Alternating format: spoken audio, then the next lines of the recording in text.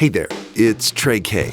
And recently I was at the West Virginia State Capitol, and I came across this really fascinating event.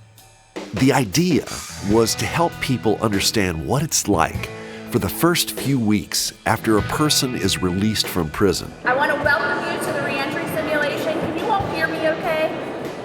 There are about 50 people here, and I've paired up with Michelle Thompson. She's director of outreach at the Bible Center Church. We'll walk through the reentry, coming out of prison, with about $200 in our pockets. But I need a Social Security card, a birth certificate, and a state ID, I believe they said, to do anything. So the first thing I have to do is get state ID. Michelle and I will try to re-enter society after 13 years of incarceration. We're playing the role of a formerly incarcerated man named Alan. Here at the Capitol Rotunda, organizers with the West Virginia Reentry Council have set up a sort of course we'll try to navigate that takes us from one table to another. At each table, there are some specific actions required. We need to do them in the right sequence with limited resources and even more limited time. Right as we're waiting in this long line just to kind of go through the first step, it looks like this Feels almost hopeless. Feels almost impossible. As a church outreach director, Michelle says she helps people with all kinds of challenges get rental assistance, transportation, or to pay bills. But this is her first time on this side of the situation. I'm so used to being on the other side of this, it's almost enough to make me tear up. We get a state ID and head to check in with our probation officer, but we run out of time. Week 1 is over, and we didn't pay rent. So now we're homeless. To show that you are now unhoused, we have these bags here that contain all of your belongings. You have to carry all of your belongings everywhere with you. Over the next 2 weeks, we try to scrape together the money we need. Along the way, we get kicked out of an AA meeting, but finally we achieve another goal. Successfully attended treatment and counseling. Yay! There's your change. Thank you, ma'am. Feeling a little better about myself. In the meantime, we use up all of our transportation tickets. That's the only way to get to all of the support services we rely on and to work. And we haven't eaten, which means, according to this simulation, we are in bad shape. But they let us continue on to week 3 of the experience. We tried to go to social services, and in the middle of that... Are you currently employed? I am, but I haven't been able to get to work because I don't have transportation. Are you a parole officer? Yes, ma'am. I'm in trouble. You sure are. I'm at You social skipped out the services. first week of probation. I need you to go to But I've jail. been bad. And you had a positive screen. Come back and see me when you get out, and we'll see if we can help you with anything. Thank you. You're welcome. Well, back to jail I go. We're going back to jail. We're going back to jail because I didn't see my parole officer first week. Now that we're in jail, we have. Yeah, that's why we were like, at least we'll have a place to stay Yes. and get to eat now. That's true. I'm not homeless. Tonight I can get out of the rain. Going through this simulation with Michelle is overwhelming. The sheer number of tasks and the gravity of those tasks is a surprise to me. Having a transportation ticket can mean the difference between homelessness or jail or death. Re-entry. That's what we're talking about today.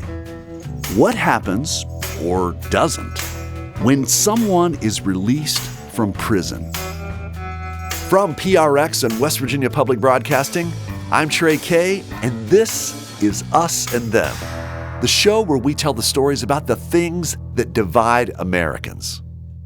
This is the most important period of process, right? Well, individuals like myself, when you go inside or you have served any time in prison, the current system is made to break you. Reentry is about rebuilding, right? Rebuilding individuals. This is why it's so important that we rebuild individuals because of how broken the system is. That's Daryl McGraw. He says after 10 years in a Connecticut prison, he walked out equipped with nothing more than his GED and 6 composition notebooks filled with what he called his 5-year plan for successful community reentry. He's now the founder of Formerly Inc., an agency that supports formerly incarcerated people. So we need to receive these individuals and help them stand on their own. Like, a lot of people want to be tough on individuals, but it's a human right to have housing, food, clothing. That's a human right. So we have to get past the punishment phase and get back to rehabilitating and helping rebuild our brothers and sisters. We're going to hear more from Daryl later in the show. But first, I want to introduce you to Raheem Buford. His reentry story shares at least one thing with Daryl's: notebooks. This is my notebook of what it took for me to get out of prison. Raheem flips through a huge blue binder, easily 100 pages. This is my rehabilitation resume. These are all the things that I've done to try to, be a better expression of myself. And There are certificates for preaching and cosmetology courses, anger management and yoga, articles and photos, his GED, and there are letters between him and his victim's family. We sat down to discuss the way he entered prison and re-entered society after a quarter century inside. So can you tell me who you are and what do you do? First of all, I would say that I am a human being who has journeyed through the struggles of life and found my voice in a most unusual place that most people probably would dread experiencing, which is prison.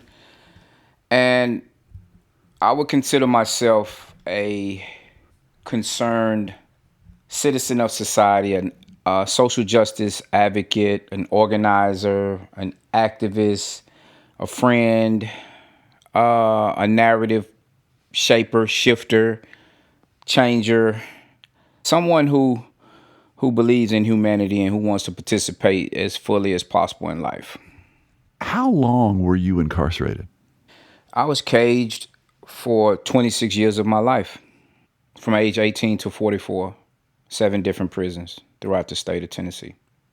And can you tell me a little bit about how it was that you came to be incarcerated?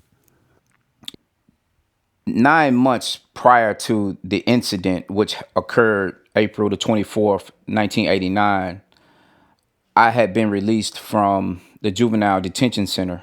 And while I was there, my grandmother had passed away.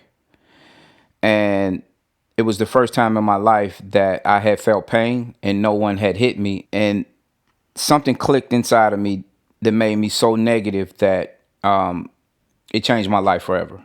Raheem says that he started committing robberies. His home life fell apart. He moved in with a friend and couldn't pay the bills, so he committed another crime. I went into a restaurant. I shot a gun into the floor and a bullet ricocheted and it hit a guy. Was he harmed? Was he killed? Yes, he died 3 days later, and I pled guilty to felony murder. At the time Raheem pled guilty, his attorney told him that if he did everything right, he could be eligible for parole in 19 years. Prison was horrifying.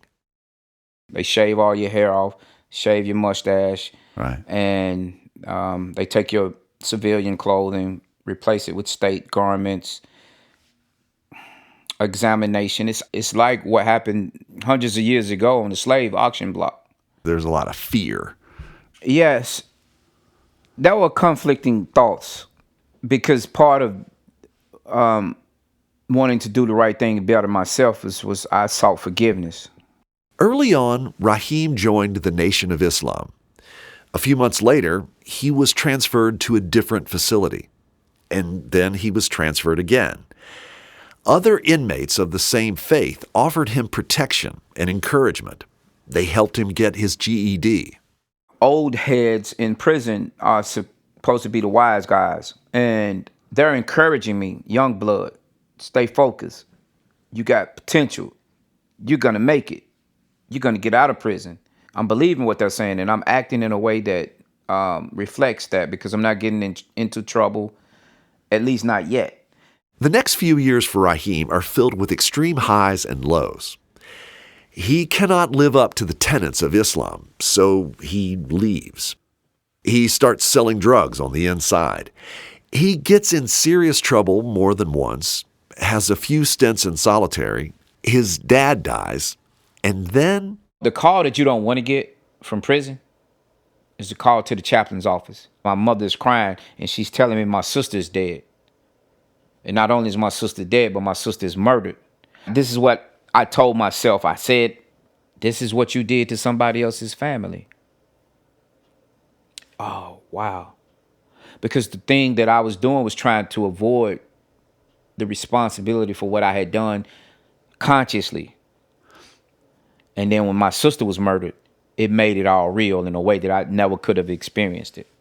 And the first sign that I had changed was when my brothers wanted to retaliate against the guy that killed my sister. And I said, well, if y'all do that, then y'all want me to die. Because what if this family felt the same way about me? Raheem had been in prison for about 10 years at that point. He'd been trying to better himself through education, through religion, but he hadn't accepted responsibility for taking a life. Then he was transferred to Riverbend Maximum Security Prison. And that's where the real thing happened, because that's when I knew that I was going to get out of prison. Fast forward to 2003, I'm hearing that there are college classes being offered. Raheem is told he isn't eligible because he has no previous college experience. So he watches the class through a window. After a few weeks of this, a woman comes out, tells Raheem if he can write an essay, he's in. So he does. And he is. And wow, I'm in the right place. I'm ready. I'm doing my work. There was a transformation. And not only was there a transformation, but then my purpose was seeded. My purpose, who I am, my vocation, my voice emerged. This me that is now Raheem Buford emerged in a way that I was self-realized. Raheem gets a parole date in 2013, but his release is denied based on the seriousness of his offense. He's devastated. He comes up for parole again in 2015 and has a sense that this time is different. He has a scholarship. He has college credits and is writing a book. He's been communicating with his victim's sister. Professors and community members are going to speak on his behalf. He gets the 4 votes he needs for release. Raheem has a dream job waiting, and he enrolls in school. He can live with his mother, and he saved up a couple of grand for a car. So can you talk to me about the importance of the transition time between leaving prison and then coming back into society? Like, what's that like? Oh, wow. For me, it was a mixed emotion of extreme elation, right, and fear. Okay. Because I didn't know what to expect from my family and society. And again, with the relationships, I had a community of people already waiting on me. And so for everything that I needed, there was somebody that I could call that could help me along the way. You had a support network. I had a great support network. And that's just not the case for my community. And that's the reason why Unheard Voices exist as well. So tell me about that. So the Unheard Voices Outreach is a non-for-profit 501c3 organization that I founded for the purpose of giving a voice to this group of people who are in prison, who are out of prison, formerly incarcerated, who are seen as untouchables in a way. Right. In someone who has been incarcerated, who's coming out, what's going on in their mind and body as they are coming out of this process of being incarcerated and reentering back into society? So in the mind, there's this thought of, will I be accepted? Will I be rejected? Will I survive? Can I make it? In the body, there's still trauma from the past experience because you don't get the mental health support that you need in prison. Right. They're already prepared to experience felоnism. Felonism. Felinism. Felinism is the legal, legislative, social, institutionalized barriers that are put between us and the second chance that we desire. And as a result of felinism, a lot of people end up recidivating because there was no rehabilitation or transformation. And these individuals, when they reach a certain level of maximum pressure, maximum tension, maximum confusion, they revert back to the mind that never was changed to begin with. We're having problems dealing with our emotions. We're having problems communicating effectively. And these are things that, had they been addressed while we were in prison, would have increased our chances to succeed. But now we're out here fending for ourselves and would potentially can cause harm. If we know that 97% are going to be released, why would you endanger society by not giving individuals the proper mental health treatment that they need? It seems like it comes down to a question. Is this rehabilitation? Is this something that you hope that people are going to go serve their time while they're there? Hopefully, many of them might have opportunities that they can take advantage of, like you have done. But that when they get out, they also need some more support, and that we're spending a lot of money to incarcerate, or as you've described, cage. Maybe there might be a way to reallocate that money. Absolutely. People who change in prison, it's in spite of, not because of. And in addition to that, we have to acknowledge the rehabilitation is a misnomer, because rehabilitation really implies that you deal with the prefix to go back. People who go to prison have nothing to go back to in terms of they were never really habilitated. Wait. So you're saying they were never really habilitated. You're saying they didn't have ability. So right. So means that you're going to have another chance at it. Right. You have to heal and you have to transform. There is no healing and it's very little transformation. And so the system already knows that it is a revolving door.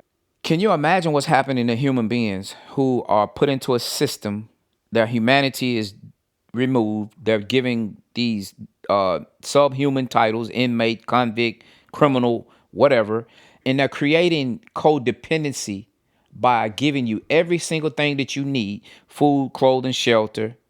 And prison in Tennessee is the only place where you nearly have 100% employment.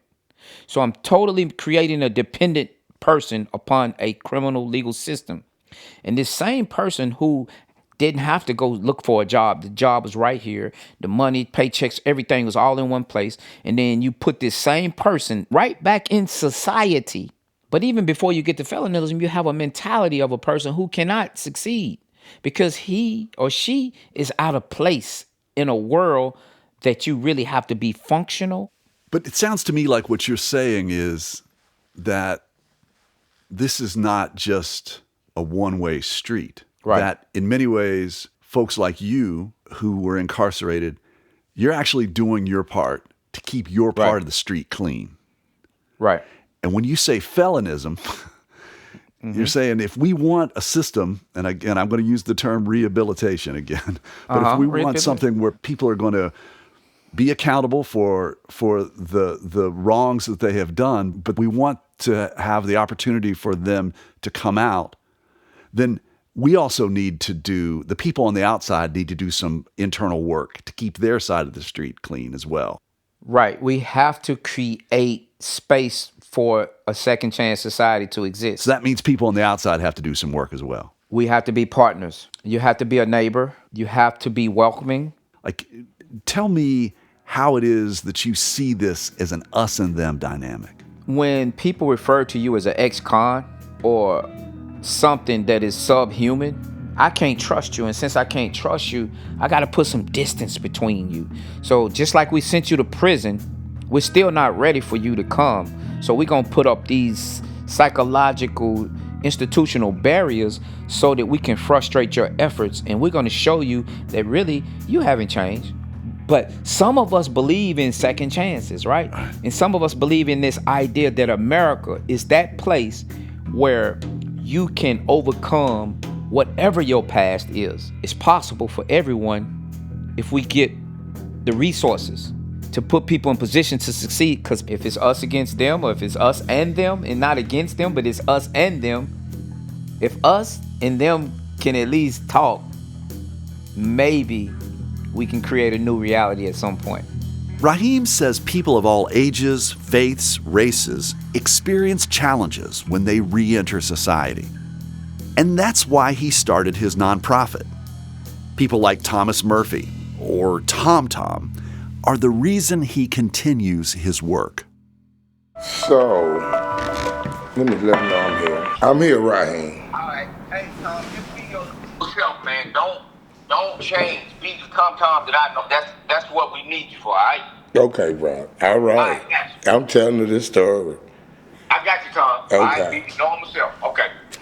Tom Tom was incarcerated for 31 years. His story of reentry is very different than Raheem's. I came in. I was 24. They released me at 56 years old. I was released 2016, going to 17, something like that. 31 years. $35. I don't have no money. Parole board want fees. How can I pay fees? Pay rent. Get somewhere to live. Good credit. I got good credit. The only thing is hurting me, I am a convicted felon. So Tom Tom takes his $35 and goes to a halfway house. He stays there for 6 months, as long as he can pay rent. While he's there, he gets a driver's license. He's able to finance a vehicle, but he can't pay rent. So he's asked to leave. He packs up all of his things and stays on his brother's couch temporarily. I went and filed application. You got to pay for them fees, them application. So I asked one lady, how far you go back? She said indefinitely. So I said, you a church-going woman? She said, yeah. I said, how did you get your job? She thought I was being smart. I said, last time I know, couldn't nobody cast a stone. I had to get my brother, with his good credit, his good life that he built, to co-sign for me, to give me a place. Tom Tom's working, setting up theater lights. He's living in the apartment he got thanks to his brother. Then one day, he's on his way to pick up his paycheck. He's waiting at a stoplight, and he's hit by another car. T-bone in the side, I don't know how. It's like you sitting here. The seatbelt choked me, glasses way over there. 61 years old, my back is killing me. I already hurting from prison. Car's gone. I can't work. He goes to physical therapy and applies for unemployment, which he still hasn't received. He stays in good communication with his apartment manager every week. He says the woman there is kind, and he finds some odd jobs just to get by and to afford another car. Because again, I'm determined. I know I got to get money. And I told the lady at the office, ma'am, I got you, I know, but I've been in a wreck. And I told her, ma'am, now I am 60% ready I can go back to work. They got it in my files. She looked me in the eye and all that, yeah. I go to work that Tuesday. I get off of work, hard work. But at that point, he was 3 months behind in rent. So he was evicted. All his possessions were put in the dumpster. All my property is gone. I had to sit there all night cold with a long cord for my phone charger to protect my bed. 2 o'clock, people pulled up, try to get it. 4 o'clock, 6 o'clock, they pulled up in a red truck. I said, leave my bed alone. So in the morning, I get a U-Haul, take my bed, get my blood pressure medicine out of the house. The sheriff came out and opened and gave my medicine. So, 4 years after his release from prison, Tom is starting over, trying to find housing with a felony record. He's bouncing around from pay-by-the-week hotels to his brother's couch and hanging on to the resources he does have. I talked to a lot of spiritual people that the night I prayed. I cried. I ain't got no more damn tears. I done cried enough. God bless me. My thrill and my journey is to help out on this planet. After a break, we'll hear from victims' rights advocates about what reentry means to them and how that's changed over time. I wanted them to be punished. I wanted them to feel the pain that they'd caused other innocent people. That was my mindset as a victim advocate until I had the opportunity to actually begin working with offenders. I'm Trey Kay, and you're listening to Us and Them. This program is supported in part by the West Virginia Humanities Council, the CRC Foundation, and the Just Trust.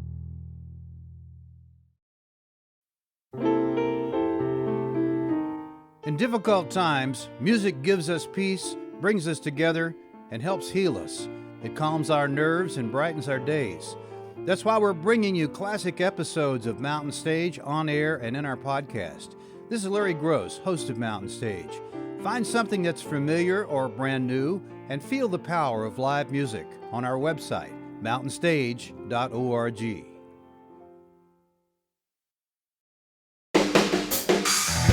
Hey, Trey here, and this is Us and Them from PRX and West Virginia Public Broadcasting. Earlier, when I was at the reentry simulation at the West Virginia State Capitol, I met Jeremiah Nelson.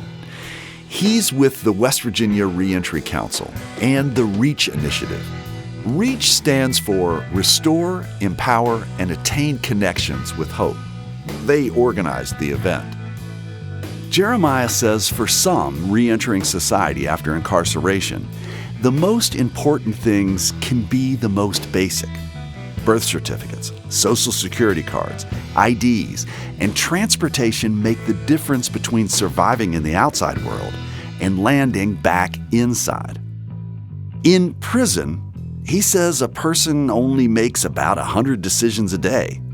You're told when and where to do everything. On the outside, life can mean 30,000 decisions a day. But you'll hear people say, well, they need to pull themselves up by their bootstraps, and everything like that. But it's hard to do that if you don't have boots or straps, And this simulation, in many ways, is, well, let's kind of look at what pulling yourself up by the bootstraps might be like. Yeah, exactly. But, I think the biggest thing with this is it creates the awareness and more people see some of those barriers that people face coming out. Beyond those basic needs, Jeremiah says reentry issues can be lifelong, like the felonism Raheem talked about, or the ongoing challenges Tom is currently experiencing. There's a need for a real second chance. There's some stuff out there like the Clean Slate Initiative that are more of a movement towards, you know what? We're going to take that off your record because you need to actually really have a second chance. Second chance means everything's open to me again.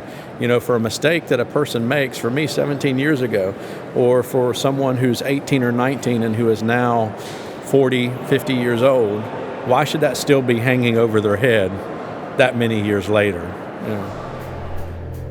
Thinking about the ways to improve reentry into the free world seems a vital aspect of our criminal justice system.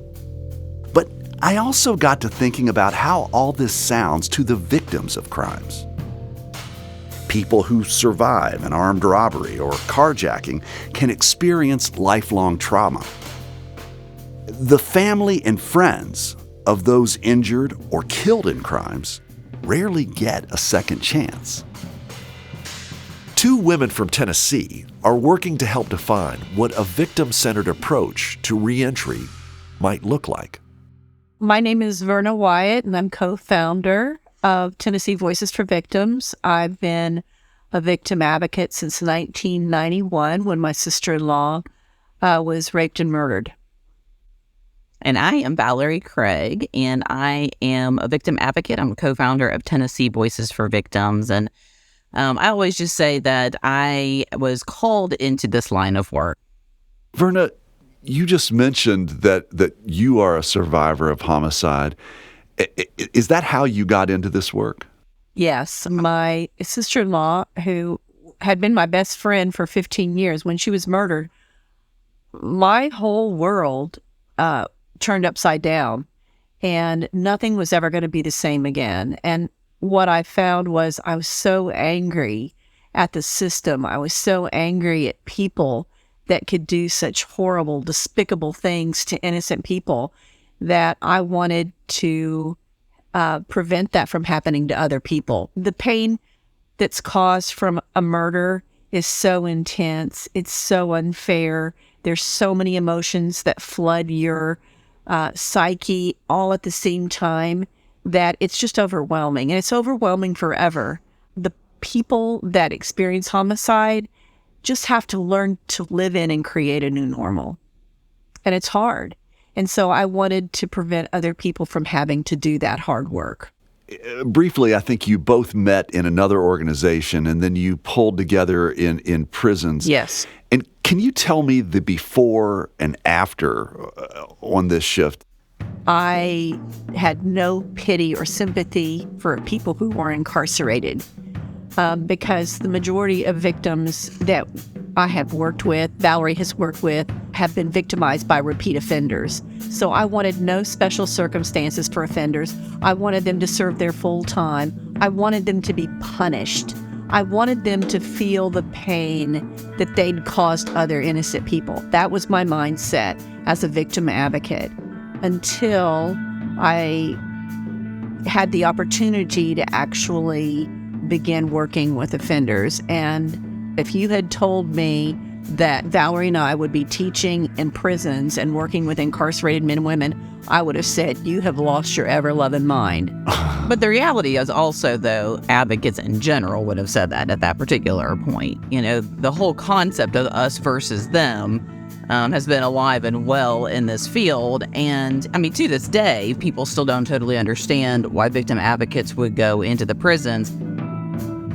Verna and Valerie knew someone who was working with the Tennessee Department of Corrections on a victim-centered approach to criminal justice reform. The program would bring victims of violent crimes into prison to talk about their experiences. She said, will you come and share your story with a group of men that are in our class at Riverbend Prison? And I said, no, I'm not going to do that. And she said, well, do it because you're my friend. And so I agreed to do it. That still seems like a big ask. It was a big ask. No, it's a big ask. I mean, because they're not exactly roomy in there. You know, any kind of common area that you have that gets used for any kind of programming tends to be really tight. And so not only are you asking a survivor to come in and unpack all of that pain and that suffering in a room with people that you don't even know if they're going to really receive it or not. Well, Verna, take me there. What was that like? I had a plan. I wanted those men to feel pain. That was my objective. I want them to feel pain. And so I watched their faces as each victim shared their story. And then when I got to share my story, I looked every single one of them in the eye, and I told them about my pain, about the story of what happened to Martha, how it totally devastated her children, her husband, her father. And at the end, they're allowed to make comments or answer questions. And the comments and questions that they had were very appropriate. And I realized as I'm looking into their face that what I was saying was registering with them. So when we left, the assistant commissioner said, well, how was that, Verna? And I said, well, if you want me to do that again, I will. Because if just one of those people look at victims as a human being and understand that instead of a mark or an opportunity, then maybe they won't victimize, or maybe if they do victimize, they'll have that in mind and the violence will be less or whatever. And he said, Verna, I know that you want to lock them up and throw away the key. He said, that's not reality. 98% of the people who are locked up are coming back to our community. How do you want them coming back? And you know what? That was like a punch in my gut, because all these years, not one time had I ever thought about that. All those people are coming back, the majority of them. And how do I want them coming back? After that experience, Verna met someone who'd served time who was now working with a nonprofit helping men reintegrate after prison. She saw in him something she hadn't seen before. She realized the world would be a better place if he got a second chance. At that same time, the victim impact class she had attended couldn't find a facilitator and was in danger of shutting down. So, Verna and Valerie offered to take it on. What we walked in was with that same attitude that Verna talked about in going into Riverbend of, we are here to present to you the pain that you have caused, and we are kind of like these avenging angels. So you begin to learn their stories, and you begin to hear their history, and you begin, as you are talking about really hard topics like child sex abuse and domestic violence, they're starting to hear stories that remind them of their own stories. And they begin to just kind of spontaneously share with two victim advocates that they have not women, that they have never laid eyes on before. And suddenly, as victim advocates, right? I mean, like, this is why we begin leaving this class looking at each other and just recognizing, you know what we're teaching here is a room full of victims. Now, who don't know it. Now, where the tension begins to come in as victim advocates, though, is just because you're teaching a room full of victims, you also have to keep in mind that they have created crime victims. And so now, how do you interact? How do you interface in such a way that validates and acknowledges their own history, yet still holds them in a place of accountability? They started teaching the classes differently. Understanding these incarcerated men were also victims, Verna and Valerie wanted to help them get in touch with that as a way for the men to understand themselves. That's when the two victims' rights advocates and their classes of incarcerated men began to see the beginnings of a mutual respect. So, Verna, earlier you told me about that realization.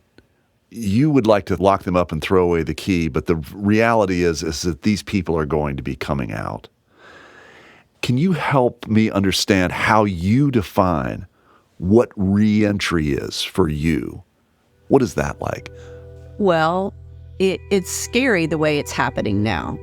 Our prisons are full of people that have layers of the victimizations that we rush out to minister to every day. What we're doing, let's get them a GED. Let's give them a parenting class. You know what? If you don't heal what's going on down here, deep inside, that has all that trauma and abuse, and that they don't even know it, their coping skills become things like addiction and violence and self-harm. If that's your coping mechanism and you don't heal the trauma that's triggering that kind of a coping mechanism, and you're not teaching other coping mechanisms, which is not happening while they're incarcerated, right, generally speaking, when they come out, then what that means is that they still have all of those traumas that they don't necessarily understand very well. And they have the same coping skills that have probably been honed in prison. So it becomes this pretty significant double-edged sword that when they then return into society, if that does not have some intervention, then what we see is not just the repeat of criminal behavior, it's that repeat of addiction. It's that repeat of coping. Harm. Yeah, it's that coping mechanism. I don't believe that when people leave prison that any of them want to go back. I don't think that is ever a goal, that what we see is that revolving door. I feel like Valerie and I just shine a light on what their issues are that they don't really realize. But then it's so frustrating for us because what they really need then is they need some therapeutic support. And in prison, you don't have that. So like for me, reentry, none of it's working right. The problem is traumatic abuse that has been layered on over the years and it's not been addressed or healed. And we're not healing it. But you suspect that because of this trauma that they're going to continue perpetuating it and traumatize other people. I don't even think I could give you a number of how often we have taught domestic violence classes or child abuse classes, and we have heard stories like this one, where this young man, he was probably in his 20s, and he is sitting there, and you get to see him. I mean, he is moving in his seat, and he is just getting agitated and angry, and finally his hand shoots up, and he goes, Miss Valerie, he's like, I just have to tell you this story. And he said, when I was 15, he said, I was talking back to my mom, and she went into the kitchen, and she came back with a knife, and she stabbed me with it. And I never talked back to her again. So he is presenting this to me and Verna as if this is a good example. It's appropriate of appropriate discipline. And it was in that moment that I realized he doesn't understand why that would be a problem. And therein lies my challenge as the facilitator, because clearly I've now got to work on meeting you in this place where that would be considered normal. Valerie, I just want to make sure that I get from you, like, how do you define reentry? Personally, I think as a society, we need to be thinking about reentry from moment of arrest. The whole system needs to have the one singular thought in mind: this person will be back on our streets. It is my opinion that everybody from law enforcement on down really needs to be thinking about reentry. Every single system needs to be thinking about, how do I interact with this person who is in trauma? I mean, I know that one of the most frustrating things for police officers is the catch and the release that's happening. I pick them up, we release them, I pick them up, and I release them. How do we interface in a therapeutic, healing way from that first moment of contact? And then, and I don't want to just, harp on law enforcement. I mean, it goes from there. I mean, it's the DAs, and it is the public defenders, and it is the judges, and it is, the whole bail issues, and then it is the correctional officers. I mean, like, it just kind of goes down the line. But if we don't help that young man understand that his mother should not have stabbed him because he talked back to her, I don't know how he would come out of prison without continuing the behavior that he's always had. We've got to have the intersection. Those points of intersection during reentry are key. And that's where Daryl McGraw now focuses his efforts. After 10 years in a Connecticut prison, he is now a criminal justice reform expert. Daryl says he reentered society with a plan for who he wanted to be. He then went on to found Formerly Inc., and says he's been able to implement some reentry ideas to help other folks reintegrate. One example, forensic peer support. We're training individuals with lived experience of the criminal justice system who have been incarcerated or have been involved in the criminal justice system. And now you train them to teach others how to navigate and how to identify, and also how not to get frustrated when the no's come, because the no's do come, right? They do, when doors close in your face, how not to get frustrated, how to support those individuals upon transition. One thing that America does really well is incarcerating people. We incarcerate more people than any other country in the world. However, we do a terrible job of reentry. Reentry doesn't begin 60 days or 90 days before release. The system should be working on preparing me for release, no matter how much time I have. Is it the difference between a mindset of it's about punishment, but we want to rehabilitate, right, as opposed to this is just about punishment? Well, unfortunately, the evidence that we have is that America, it is about punishment. When you look at other countries like Norway or Germany, the punishment is the loss of freedom. right? Here, it's not only the loss of freedom, but their punishment and dehumanization go hand in hand in this system, in this structure. Whereas when you look at other countries, it's really focusing about, okay, we're going to take this much time away from you, but while you're here, you're going to leave a better human being. We do not see that across the board in this country. We're not responsible for how the individual goes into prison, but as human beings, as taxpayers, we should be concerned on how they come home. I came up with an organization that we could provide that knowledge and that bridge, because there is no bridge from the correctional system to the community. And I always look at it as like a three-legged stool, right? And it's CSI, right? And I know what you're thinking, Trey. You're thinking crime scene investigator, but it's communities, systems, and individuals. All three of them must work in unison for an individual to have success. The community has to be receptive for the individual to return home. The system has to prepare and have, a system to receive these individuals, and while they're inside, a system to prepare individuals to come home and a place for them to go. And then the individual has to be prepared to return back to the community. And that's what you're doing with Formerly Inc. is really trying to reinforce that three-legged stool. People call me all the time and say, hey, my relative is coming home. How do I prepare for them? What should I expect? So on and so forth. So we are that bridge from the correctional center to the communities. But the one thing that we're always encouraging across the state is let us train formerly incarcerated people, then you will be well on your way, because those individuals know where the supports are in the community. They're successful because they've already navigated those waters in your community. What do we mean when we talk about reentry?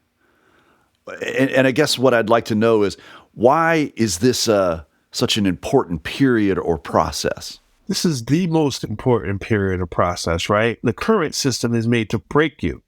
Reentry is about rebuilding individuals. This is why it's so important that we rebuild individuals, because of how broken the system is, and the system is designed to break individuals.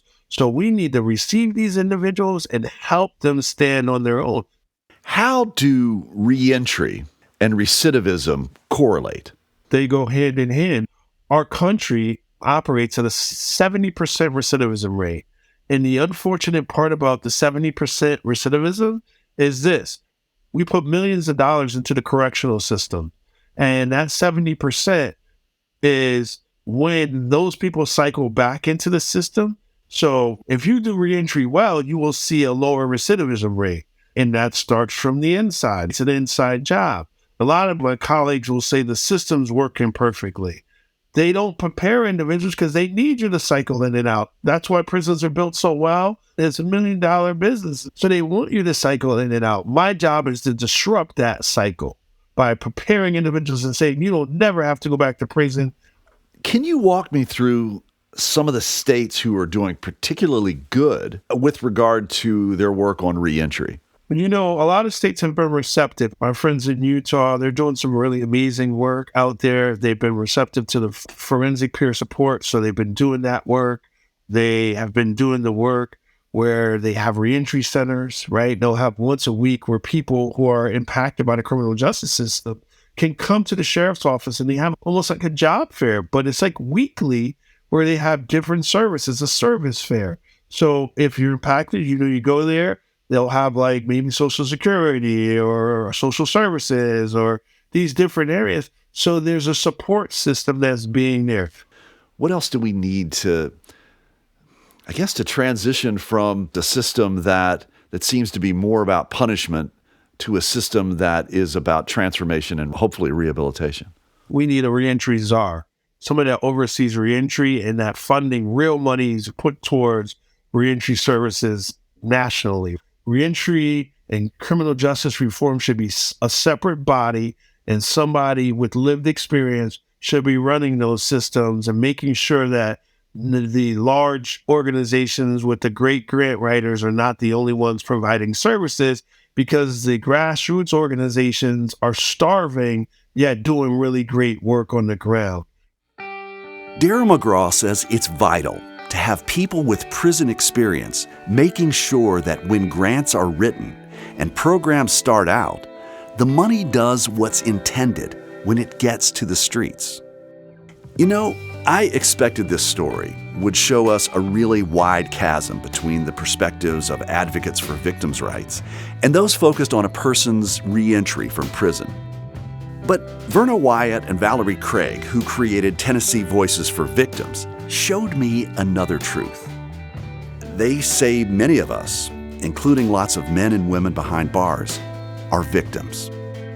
And they believe we need to address that trauma and victimization before we can start creating a better way for people to re-enter the free world.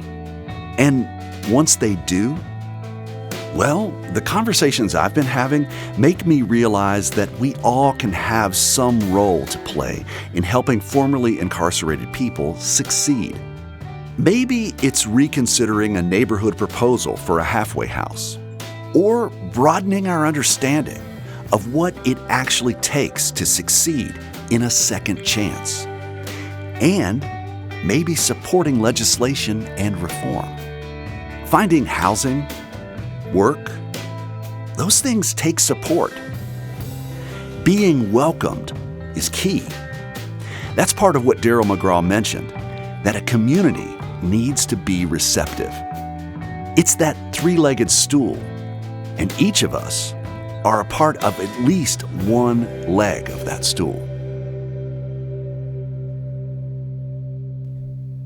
You've been listening to Us and Them.